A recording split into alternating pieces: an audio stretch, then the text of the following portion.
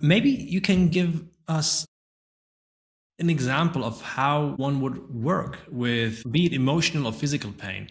Um, Yeah, sure. So I could, yeah. So the first thing is, again, it's about number one is just the overarching view of establishing a new relationship to unwanted experience, like pain, for instance. I mean, have you ever, if you ever were to pull somebody off the street or talk to your friends and say, "Hey, have you ever taken any time to become familiar with your pain?" They would say, "Dimitri, what have you been drinking, man?" No, I'm not interested in relating to my pain. I'll drink a beer, I'll take some drugs, I'll distract myself or whatever. So even right there, just understanding that the principal kind of transformational mode that's taking place is altering of one's relationship. And so this starts very simply. There's four steps to this. I can go through them pretty quickly. Doesn't yes. mean you're going to get this right away, but the first one is kind of the observational phase, where in other words, let's say you have a broken leg or something. You have some physical pain. It doesn't matter. It can be emotional pain. It really just doesn't matter. It is kind of a one size fits all practice. And honestly, in my opinion, I use it much more with emotional pain than I do physical pain because my heart is broken these days a lot more than my body's broken. I mean, every time I turn on the news and I mean, look, my God, when we're talking, look what's Mhm. happening in Iran, right? I mean, it's unbelievably painful. So whether it's physical pain or emotional pain, it really doesn't matter. But the idea is the first thing is to notice, just observe, notice. What do you notice when you have this pain? Do you notice a contraction, for instance? Do you notice an openness to it? Most of the time when people have unwanted experience, they feel some type of contraction defensively. They'll literally defend and contract against it. I mean, you can feel that in your body. You can feel yourself defend against it. So the first step right there is just the observational one, just paying, kind of a witness awareness quality to what's arising. That in itself starts to transform it because you're already starting to hold it in a different crucible.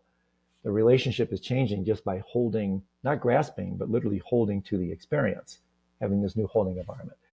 So briefly, the second step would be a brief kind of just be with it. So first part is observe it. Second one is be with it. That literally means like, okay, I'm in pain, my heart's broken. Instead of running to the TV, to the alcohol cabinet, to distraction, I'm just going to allow myself to be with this discomfort. That's a pretty big reverse strategy right there, right? This is where the reverse really Yeah. comes in because we want hurt. We're hurt. We want out. Well, Trungpa said, you mentioned him earlier beautifully, there is no way out. The magic is to discover that there's a way in. This is the non dual approach. So you be with it. And that's not easy when you're in physical pain. That's not easy when your heart is broken. So you want to befriend it, become familiar with it. The very term for meditation in the Tibetan language, GOM, to become familiar with. Be with the pain, just be with it. What is it like if you're just with it? That itself will also really start to transform it just by the act of being with it. It's almost like if you have a child and they're having a tantrum, you just hold it. You create this holding environment of love and kindness, and eventually that in itself transforms. You don't have to fix anything, you just hold it. That's the crucible of transformation.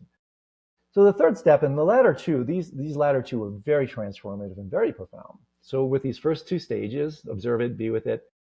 Third phase, now you become more curious, good scientist, analytic meditation, examine it. What is this thing called pain? Really? What is it made of? I mean, you start to be curious. What is the nature of this heartbreak? You could say, where am I feeling it if you want? The idea is to feel it, but not feed it. Explore it. Be curious. What is this thing I spend my entire lifetime trying to run from? What is it? So you'll inquire. Again, this is a wonderful way to send your mind in the opposite direction, which would be usually run from it. No, now you stay with it, you go into it, examine it. And what is the nature of this? The last question of this third step, which leads magnificently to the fourth, and then I'll pause, is not so much examining the unwanted experience, the broken heart or the physical pain, but examining the experiencer. Who is feeling this pain? You see where we're going here? This is big. Who is feeling this pain? So now you're shifting your lens from the experience to the experiencer. This is a game changer. So again, so much to say here, but for purposes of time, that leads beautifully to the fourth stage, which is now you do the full reverse Monty, and you work literally to dissolve into the pain, become one with it, yoke with it. And this is magnificent. Like T.S. Eliot said of music, music heard so deeply, it is not heard at all. You become the music while the music lasts. Or Trungpa Rinpoche again, the master, and this following line was just